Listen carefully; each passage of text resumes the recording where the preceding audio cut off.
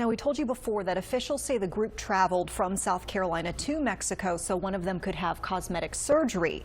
Yeah, it's this medical tourism that happens apparently all the time as Americans try to save a little money, but it's not always safe. Sometimes that can be because of where you're going, or maybe it could be the doctors you're actually dealing with. WCNC Charlotte's Lexi Wilson joining us with the risks doctors are warning others about when it comes to this medical tourism. The cost of health care is causing some people to find cheaper options abroad, but is the cost saving worth the risk?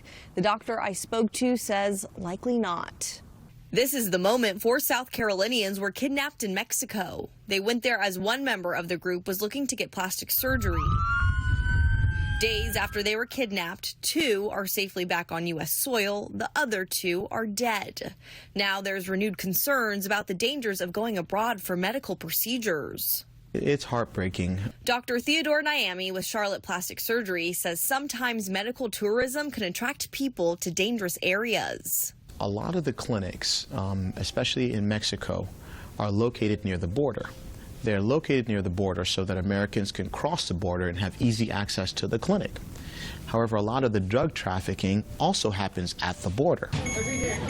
Plastic surgeons and medical boards have long warned against traveling abroad for risky cosmetic procedures without doing proper research, but people still take their chances. The main reason, procedures are far cheaper. But with a lower price comes a greater risk. If you don't operate at a qualified facility, you can lower the price. If you don't have anesthesia, you could lower the price. So what corners are being cut? In 2019, we interviewed a woman getting plastic surgery abroad to get rid of extra skin. In the U.S., she was quoted $18,000, but a doctor in the Dominican Republic would do it for $7,000. Then came complications.